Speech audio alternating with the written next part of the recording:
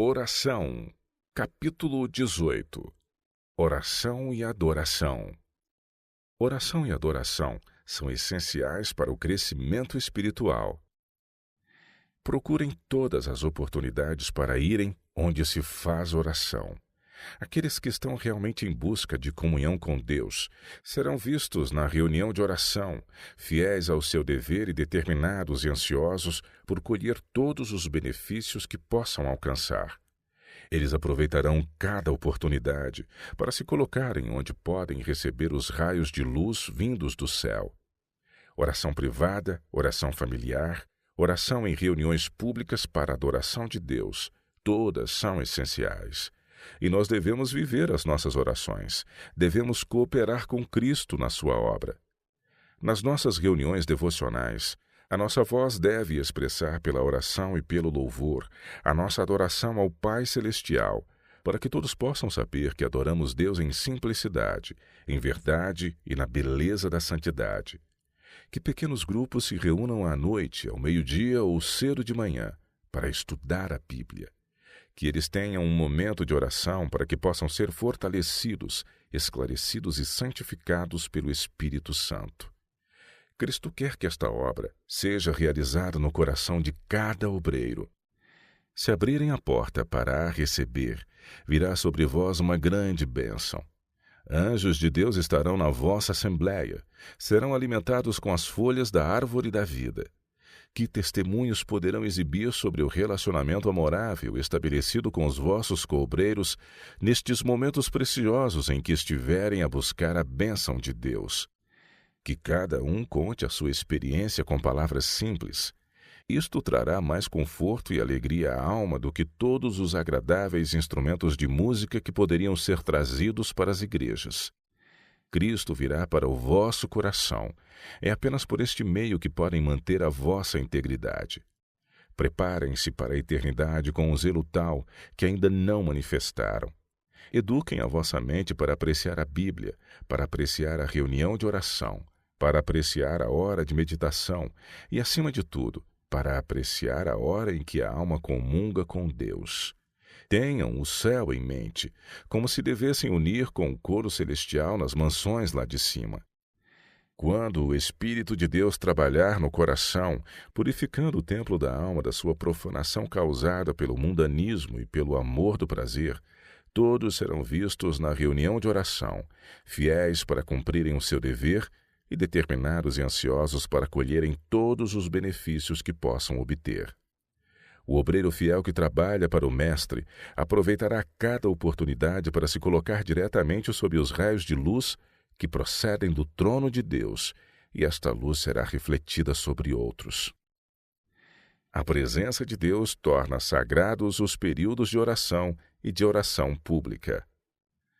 A verdadeira reverência por Deus é inspirada por um senso da sua infinita grandeza e pela percepção da sua presença. O coração de cada criança deveria ser profundamente impressionado com este senso do invisível. A criança deve ser ensinada a considerar a hora e o lugar de oração e os serviços do culto público como sagrados porque Deus está ali. E à medida que a reverência é manifestada na atitude e no comportamento, o sentimento que a inspira será aprofundado. A oração pública traz-nos a presença de Deus.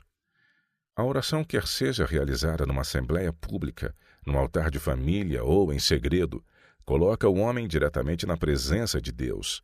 Através de oração constante, o jovem pode obter princípios tão firmes que as tentações mais poderosas não os desviarão da sua lealdade a Deus. As orações públicas não devem ser longas e áridas. Enquanto filhos do Rei Celestial, devem autoeducar-se no sentido de dar testemunho com uma voz clara e distinta, e de tal modo que ninguém tenha a impressão de que vocês estão relutantes em falar acerca das misericórdias do Senhor. Na reunião social, a oração deve ser proferida de tal modo que todos sejam edificados, e aqueles que tomam parte neste ato devem seguir o exemplo que nos foi dado na bela oração do Senhor a favor do mundo. A oração de Jesus é simples, clara, abrangente, mas não é longa e destituída de espírito, como são as orações áridas que são frequentemente proferidas em público. Seria melhor que estas orações destituídas de espírito não fossem pronunciadas, pois elas não abençoam, não edificam e são uma mera forma sem poder vital. As orações proferidas em público devem ser curtas e objetivas. Deus não nos exige que tornemos entediante o período de culto por causa de longas petições. Uns poucos minutos são o suficiente para qualquer petição pública comum. As nossas reuniões sociais e de oração deveriam ser períodos de auxílio e de encorajamento especiais. Cada um tem uma obra a fazer para tornar estas reuniões tão interessantes e proveitosas quanto for possível.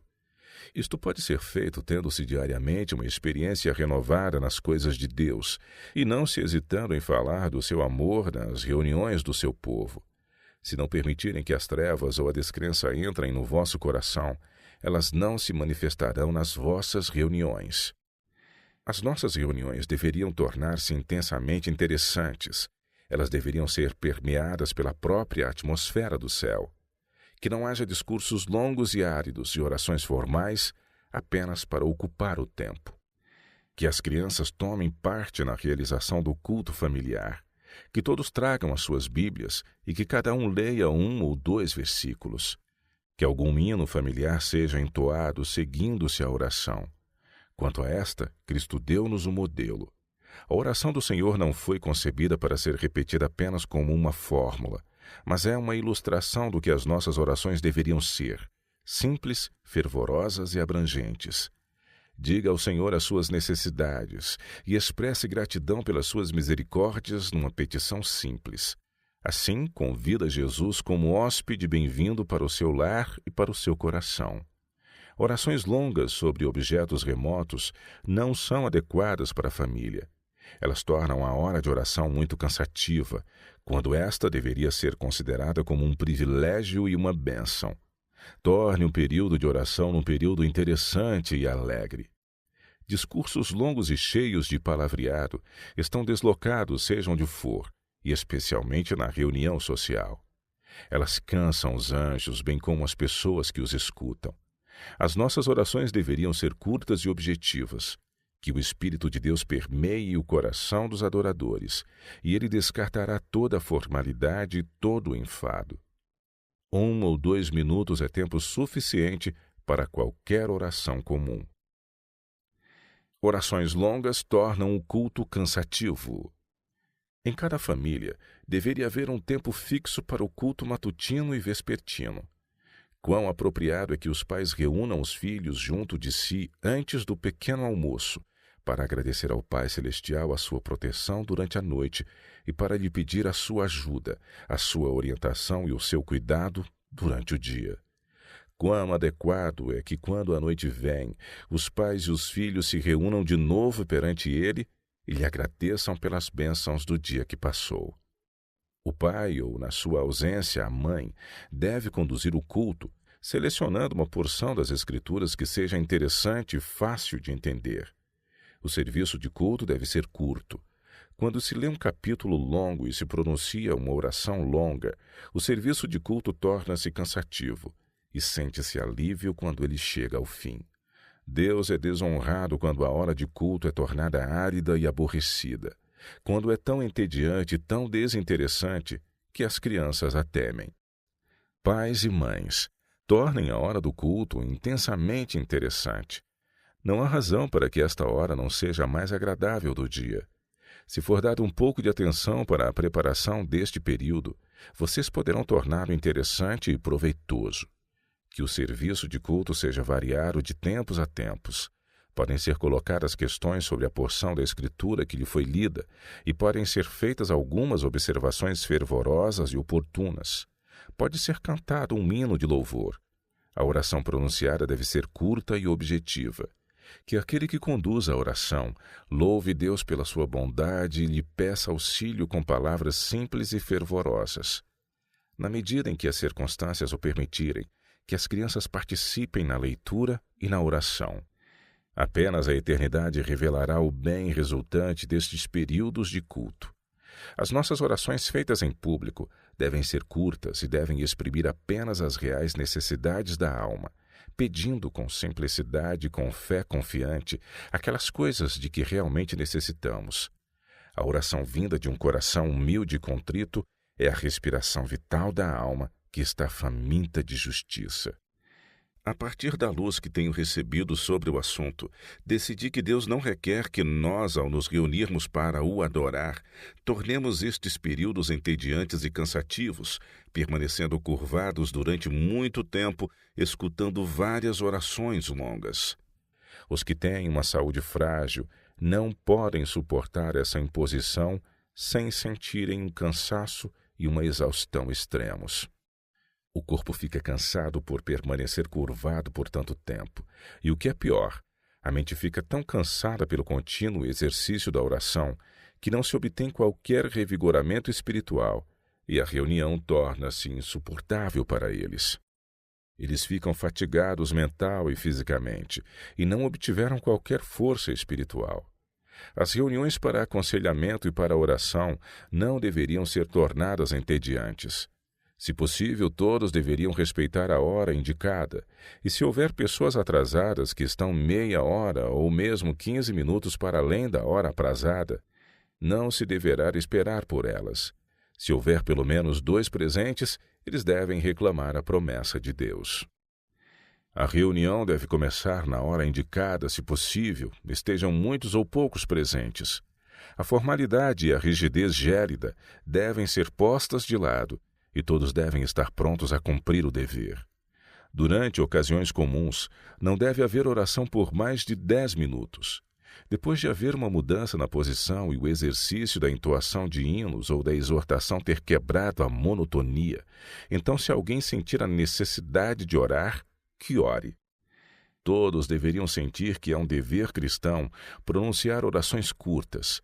Digam ao Senhor exatamente aquilo que querem, sem passarem por todo o mundo. Na oração privada, todos têm o privilégio de orar tanto quanto desejarem e de serem tão explícitos como lhes aprouver.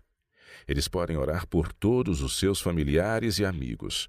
O aposento privado é o lugar para contarem a Deus todas as suas dificuldades, todas as suas provações e todas as suas tentações privadas. Uma reunião de culto comum não é o lugar para expor as considerações privadas do coração. Qual é o objetivo de nos reunirmos? É para informar Deus, para instruí-lo, dizendo-lhe tudo o que sabemos na oração?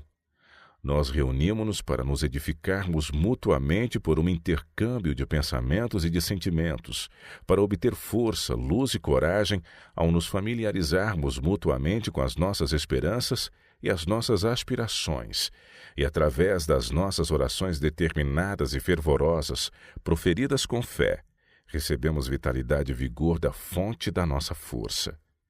Estas reuniões deveriam ser períodos muito preciosos e deveriam ser tornadas interessantes para todos os que sentem algum prazer nas coisas religiosas. Há alguns, eu temo, que não levam os seus problemas a Deus em oração privada, mas reservam-nos para a reunião de oração e ali realizam a sua oração para vários dias. Eles não emitem luz, não edificam ninguém. As suas orações frias, geladas e os seus testemunhos de apostasia lançam uma sombra. Todos ficam satisfeitos quando eles terminam, e é quase impossível afastar o frio e as trevas que as suas orações e exortações trazem para a reunião. Segundo a luz que eu recebi, as nossas reuniões deveriam ser espirituais e sociais, e não muito longas. Reserva, orgulho, vaidade e temor dos homens deveriam ser deixados em casa. Pequenas diferenças e preconceitos não deveriam ser levados conosco para estas reuniões. Tal como acontece numa família unida, a simplicidade, a mansidão, a confiança e o amor deveriam existir no coração dos irmãos e das irmãs, que se reúnem para serem renovados e revigorados ao reunirem as suas luzes. As orações públicas devem ser pronunciadas de modo distinto e claro. Que aqueles que oram e aqueles que falam pronunciem as suas palavras adequadamente e falem em tom claro, distinto e regular. A oração, se pronunciada adequadamente, é um poder para o bem. É um dos meios usados pelo Senhor para comunicar ao povo os tesouros preciosos da verdade. Mas a oração não é aquilo que deveria ser, por causa das vozes defeituosas daqueles que a pronunciam. Satanás regozija-se quando as orações dirigidas a Deus são quase inaudíveis. Que o povo de Deus aprenda a falar e a orar de um modo que represente adequadamente as grandes verdades que ele possui. Que os testemunhos apresentados e as orações proferidas sejam claros e distintos. Assim, Deus será glorificado. Use linguagem simples quando orar em público. Linguagem rebuscada é inapropriada para a oração, quer a petição seja apresentada no púlpito, no círculo familiar ou em segredo. Aquele que pronuncia uma oração pública deve, em especial, usar linguagem simples para que os outros possam compreender o que é dito e se possam unir à petição. É a oração fervorosa da fé que é ouvida no céu e respondida na terra. As nossas orações devem ser ordeiras. Eu vi que a confusão é desagradável ao Senhor e que deveria haver ordem quando se ora e também quando se canta. Não deveríamos vir à casa de Deus para orarmos pela nossa família, exceto se um sentimento profundo nos impulsione, enquanto o Espírito de Deus está a convencer dos seus erros. Em geral, o lugar adequado para orarmos pela nossa família é o altar familiar. Quando os temas das nossas orações são remotos, o aposento particular é o lugar adequado para pedirmos por eles a Deus. Quando estamos na casa de Deus, devemos orar por uma bênção presente e devemos ter a esperança de que Deus ouvirá e responderá às nossas orações. Tais reuniões serão vivas e interessantes. Deus deve ser abordado com reverência na oração. Alguns pensam ser um sinal de humildade orar a Deus de forma comum, como se estivessem a falar com um ser humano. Eles profanam o seu nome ao misturarem nas suas orações, sem necessidade, de forma irreverente, as palavras Deus Todo-Poderoso, palavras tremendas e sagradas que nunca deveriam passar pelos lábios, exceto em tons brandos e com um sentimento de temor. É nosso privilégio ajoelharmos-nos quando oramos publicamente. Tanto no culto público como no culto privado, é nosso dever ajoelharmos-nos perante Deus quando lhe apresentamos as nossas petições. Este ato revela a nossa dependência de Deus. Segundo a luz que me foi dada, seria agradável a Deus que os pastores se ajoelhem logo que se dirigem para o púlpito e peçam solenemente o auxílio de Deus. Que impressão resultaria disto? Haveria solenidade e temor entre o povo. O seu pastor está a comungar com Deus. Ele está a entregar-se a Deus antes de ousar apresentar-se perante o povo. A solenidade repousa sobre o povo e os anjos de Deus aproximam-se. A primeira coisa que os pastores deveriam fazer ao aproximarem-se do púlpito é focarem-se em Deus, dizendo assim a todos: Deus é a fonte da minha força. Quando o pastor entra, deverá fazê-lo de um modo digno e solene. Ele deve ajoelhar-se numa oração silenciosa logo que se aproxima do púlpito e pedir fervorosamente o auxílio de Deus. Que impressão isto fará! Haverá solenidade e temor entre o povo. O seu pastor está a comungar com Deus. Ele está a consagrar-se a Deus antes de ousar erguer-se perante o povo. A solenidade repousa sobre todos e os anjos de Deus aproximam-se. Também cada um dos que estão presentes na congregação, que temem Deus, deveriam unir-se com ele de cabeça inclinada, numa oração silenciosa para que Deus possa agraciar a reunião com a sua presença e dê poder à sua verdade proclamada por lábios humanos.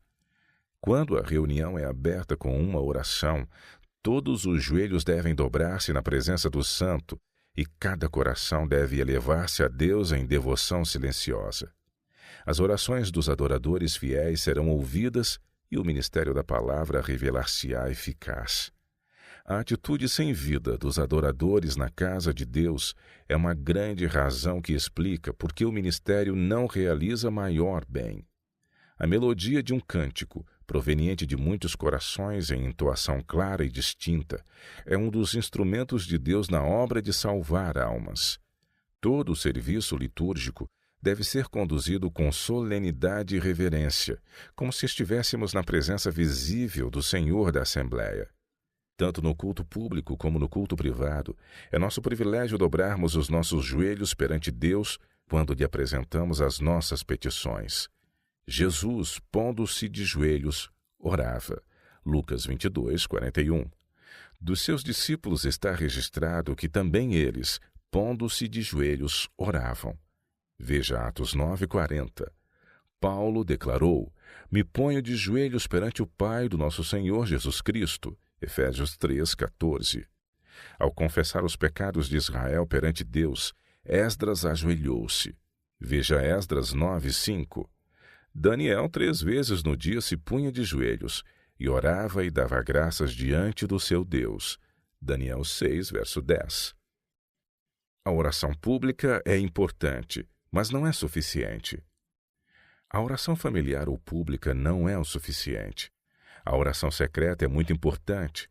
A alma é desnudada perante o olho inquiridor de Deus na solidão e cada motivo é escrutinado. Oração secreta, como é preciosa. A alma é comungar com Deus. A oração secreta deve ser ouvida apenas pelo Deus que ouve as orações. Nenhum ouvido curioso deve aperceber-se do fardo que há em tais petições.